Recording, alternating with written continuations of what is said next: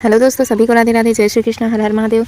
Class में आप सभी का स्वागत है। अगर आप चैनल पर नए आए हैं तो चैनल को सब्सक्राइब जरूर कीजिए, अपने दोस्तों तक शेयर कीजिए। चलते हैं सीधे क्लास की ओर। आज की क्लास में हम देखेंगे तुगलक वंश को। तुगलक वंश के संस्थापक कौन है? तुगलक वंश के संस्थापक है गयासुद्दीन तुगलक। इनका शासनकाल कब से कब तक था? तो 1320 से 1325 ईस्वी तक। 1325 ईस्वी तक का शासन किसका था? तो गयासुद्दीन तुगलक का था। इसने क्या की थी? देखो, तुगलक वंश से पहले हमने कौन सा वंश पढ़ा था? कल की क्लास में हमने देखा था खिलजी वंश। गाजी मलिक ने क्या किया था? खुसरो की हत्या कर दी थी, और खुसरो खां जो था उसकी हत्या कर दी थी। और 1320 ईस्वी में ही खिलजी वंश को क्या कर दिया? समाप्त करके कौन सी वंश की स्थापना की? तुगलक वंश की। तुगलक वंश की स्थापना किसने की? गयासुद्दीन तुगलक ने की। ठीक है। इसने गाजी मलिक की उपाधि धारण की थी और इसने क्या रखी? तुगलक वंश की नींव रखी। बंगाल विजय से वापसी पर जो उसके पुत्र थे, जिसका क्या नाम था? जूना खान। जूना खान ने क्या किया था? गयासुद्दीन तुगलक के स्वागत के लिए एक विशाल मंडप बनाया था, और उसी मंडप में ही क्या हो गया? उसी मंडप के गिरने से गयासुद्दीन तुगलक की मौत हो गई। मोहम्मद बिन तुगलक, इनका शासनकाल कब से कब तक था? तो 1325 से 1351 तक का था। 1325 से 1351 तक किसका शासन था? मोहम्मद बिन तुगलक का। ठीक है, मोहम्मद तुगलक का शासन था।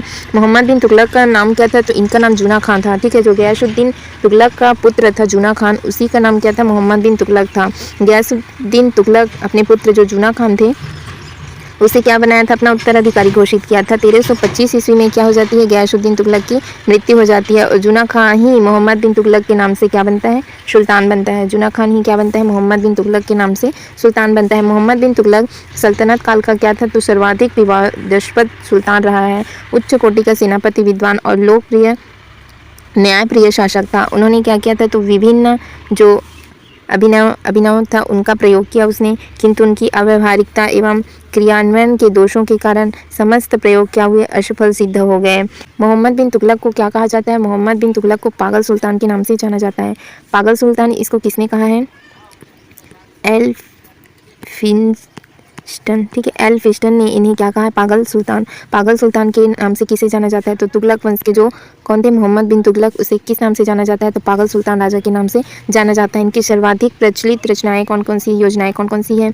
दोआब में जो कर वृद्धि है, और दिल्ली के स्थान पर दक्षिण भारत में स्थित किसी देवगिरी, जिसका क्या नाम है? दौलताबाद। देवगिरी को दौलताबाद के नाम से भी जाना जाता है, उसको उसने राजधानी बनाई थी। मोहम्मद बिन तुगलक ने क्या किया? तो दिल्ली के स्थान पर किसी राजधानी बनाया? दौलताबाद या देवगिरी को उसने अपनी राजधानी बनाई थी। सोने चांदी के स्थान पर कौन से सिक्के चलाए? तो तांबे के सांकेतिक सिक्कों का क्या किया उसने? प्रचलन किया। किसने? मोहम्मद बिन तुगलक ने। इसके अलावा और क्या क्या कार्य किए? उच्च पदों पर, जैसे जाति के आधार पर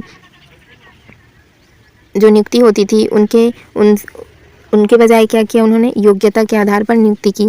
खलीफा से मान्यताएं एवं खुतबे सिक्के पर खलीफा का नाम अंकित करवाया। निवासी जो इब्न बतूता है, वो मोहम्मद बिन तुगलक के समय में दिल्ली की यात्रा की थी। और इब्न बतूता ने कौन सी पुस्तक लिखी थी? उसने रहला नाम की एक पुस्तक लिखी थी। उसे सुल्तान ने दिल्ली का काजी नियुक्त किया था। किसे? इब्न बतूता को। किसने नियुक्त किया था? मोहम्मद बिन तुगलक ने इब्न बतूता को दिल्ली का काजी नियुक्त किया था। और जो इब्न बतूता है, उसने कौन सी पुस्तक लिखी? उसने रहला नाम की पुस्तक लिखी।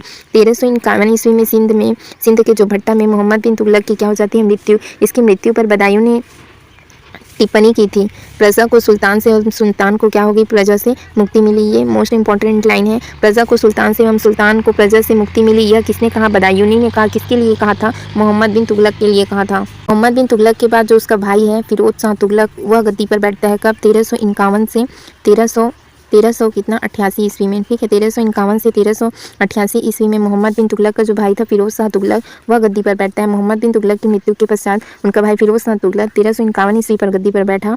मोहम्मद बिन तुगलक की जो सहिष्णुता की नीति थी, उसका उसने क्या कर दिया? त्याग कर दिया। और कौन सा अपनाया उसने? कट्टर धार्मिक नीति का क्या कर दिया? अवलंबन किया। ब्राह्मणों पर कौन सा कर लगाया? जजिया कर लगाया। जजिया कर लगाने वाला शासक कौन था? फिरोज शाह तुगलक, जिसने क्या किया?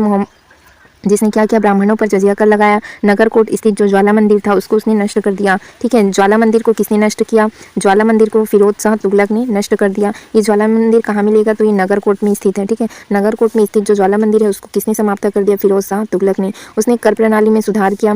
ठीक है, 23 जो अवांछित कर थे, उसे क्या कर दिए? उसने हटा दिए। उसको इसने क्या किया? हटा दिए। कुरान के अनुसार जो मुख्य 4 कर को वसूल किए, वे कौन कौन से थे? तो जजिया कर, जकात था, खिराज था, और कौन था? खम्स था। ठीक है, ये 4 कर जो वसूल करते थे फिरोज शाह तुगलक। जजिया कर था, जकात था। जजिया कर ब्राह्मणों से लिए जाते थे, जकात थे, खिराज थे और खम्स थे। ये 4 कर भी लगाए। उसने अनेक नहरों का निर्माण किया, सिंचित भूमि में सर्प नामक सिंचाई कर लिया, ठीक है। और जो सिंचित भूमि थी उसमें भी क्या लगाया उसने, कर लगाया। जो सिंचित भूमि पर कर लगाए जाते थे उसको क्या कहा जाता था, तो सर्प कहा जाता था। उसे क्या कहा जाता था, सर्प। पहली बार राज्य की वास्तविक आय जानने का प्रयास किया। फिरोज ने पुनः जागीरदारी प्रथा आरंभ की, ठीक है। फिरोज शाह तुगलक ने क्या किया, जो जागीरदारी व्यवस्था थी उन्हें आरंभ किया और जागीरों को वंशानुगत बना दिया। उसने सेना में एवजी प्रथा प्रारंभ की। कौन सी प्रथा प्रारंभ की सेना में, एवजी प्रथा। किसने प्रारंभ की, फिरोज शाह तुगलक ने। सैनिकों का पद कैसा कर दिया उसने, अनुवांशिक हो गया। सैनिकों का पद कैसे हो गया, अनुवांशिक। सुल्तान को दासों से बड़ा प्रेम था, उसने क्या किया, दासों के लिए अलग दीवान ए बंदगान व सार्वजनिक निर्माण विभाग का गठन किया। दीवान ए बंदगान की नीति किसने प्रारंभ की, फिरोज शाह तुगलक ने। ये किसके लिए होते थे, तो ये दासों के लिए होते थे, ठीक है। सार्वजनिक निर्माण विभाग का इसने गठन किया। तत्कालीन इतिहासकार जो बर्नी थे, बर्नी, ठीक है, उसने तारीख फिरोज शाही की रचना की। बर्नी ने क्या किया, तारीख ए फिरोज शाही की रचना किसने की, बर्नी ने की। फिरोज ने स्वयं को फुतोहाते फिरोज शाही लिखा। शमसे सिराज अफीफ ने भी तारीख फिरोज शाही लिखी है, ठीक है। तारीख फिरोज शाही ये किसने लिखी है, तो ये तत्कालीन इतिहासकार उस समय के थे, बर्नी, उन्होंने लिखा। और स्वयं ये जो फिरोज शाह तुगलक थे उसने क्या लिखा, फुतुहाते फिरोज शाही लिखा। फुतुहाते फिरोज शाही किसने लिखा, तो स्वयं फिरोज शाह तुगलक ने लिखा। और शमसे सिराज अफीफ ने भी तारीख फिरोज शाही लिखी है। फिरोज शाही तुगलक के शासन का मुख्य उद्देश्य क्या था, तो प्रजा का कल्याण करना था। इनका मुख्य उद्देश्य क्या था, प्रजा का कल्याण करना था। अनेक चिकित्सालय उसने खुलवाए, निर्धनों की आर्थिक सहायता प्रदान की, शिक्षा के प्रसार के लिए मदरसे और क्या बनाया, मकतब खुलवाए थे उसने, ठीक है। शिक्षा के प्रसार के लिए मदरसा खुलवाया। टोपरा तथा मेरठ में जो अशोक द्वारा स्थापित स्तंभ थे उसे फिरोज शाह तुगलक कहाँ ले आया, दिल्ली ले आया। राजकीय खर्च पर हज की व्यवस्था करने वाला पहला भारतीय शासक कौन था, फिरोज शाह तुगलक था। और दिल्ली सल्तनत के तुगलक राजवंश का अंतिम शासक कौन था, नासिरुद्दीन मोहम्मद था। ये तैमूर लंग का आक्रमण हम कल की क्लास में देखेंगे। आज की क्लास में जब हमने पढ़ा उसका हम एक बार जल्दी से जल्दी रिवीजन कर लेते हैं। देखो, खिलजी वंश के बाद कौन सा वंश आया, तुगलक वंश आया। तुगलक वंश की स्थापना किसने की, गयासुद्दीन तुगलक ने की। 1320 से 1325 ईस्वी तक इनका शासन रहा। और खिलजी वंश का अंतिम शासक कौन था, तो खुसरो खां था। खुसरो खां की हत्या किसने की, गाजी मलिक ने, ठीक है। गाजी मलिक ने 1320 ईस्वी में क्या की, उसकी हत्या कर दी और खिलजी वंश का अंत करके कौन से वंश की स्थापना की, तुगलक वंश की। किसने की, गयासुद्दीन तुगलक ने की। और बंगाल विजय के बाद जब उसका पुत्र था कौन, जुना खां, उसने क्या किया था, गयासुद्दीन तुगलक के स्वागत हेतु विशाल मंडप बनवाया था। और उसी मंडप के गिरने से क्या हो जाती है, सुल्तान की मृत्यु हो जाती है। और गयासुद्दीन तुगलक की मृत्यु के बाद जो उसका पुत्र था जुना खां, वह उनका उत्तराधिकारी होता है। मोहम्मद बिन तुगलक का शासन 1325 से कब तक का था, 1351 ईस्वी तक का था, ठीक है। मोहम्मद बिन तुगलक कौन था, तो ये जुना खान ही था, ठीक है। जब गयासुद्दीन तुगलक की मृत्यु हो जाती है तो 1325 ईस्वी में उसकी मृत्यु के बाद कौन, ये जो जुना खां है ना, वो मोहम्मद बिन तुगलक के नाम से ही सुल्तान बनता है। मोहम्मद बिन तुगलक सल्तनत काल का क्या था, तो सर्वाधिक विवादास्पद सुल्तान था। उच्च कोटि का सेनापति, विद्वान तथा न्यायप्रिय शासक था। विभिन्न अभिनयों का प्रयोग तो किया किंतु उनके अव्यवहारिक क्रियान्वयन के दोषों के कारण समस्त प्रयोग क्या हो गए, उनके असफल हो गए। उसे क्या कहा, तो इसे पागल सुल्तान के नाम से जाना जाता है। मोहम्मद बिन तुगलक को पागल सुल्तान के नाम से जाना जाता है। उन्हें पागल सुल्तान किसने कहा, तो एल्फिस्टन ने उसे क्या कहा, पागल सुल्तान कहा। जबकि तत्कालीन इतिहास का जो बर्नी है उसके विरोधी गुणों का क्या किया, सम्मिश्रण बताया। उसके विरोधी गुणों का क्या बताया, सम्मिश्रण। इनकी चर्चित योजनाएं क्या थी, तो दोआब में कर वृद्धि, दिल्ली के स्थान पर दक्षिण भारत में स्थित जो देवगिरी है जिसे दौलताबाद के नाम से जाना जाता है उनको उसने राजधानी बनाया। सोने चांदी के स्थान पर कौन से सिक्के चलाए, तो तांबे के सांकेतिक सिक्कों का उसने प्रचलन किया। इनके अलावा जो इब्न बतूता था, है ना, उसने कौन सी पुस्तक लिखी, तो रहला नाम की उसने पुस्तक लिखी। किसने, इब्न बतूता ने। इब्न बतूता को क्या किया था, मोहम्मद बिन तुगलक ने दिल्ली का काजी नियुक्त किया था।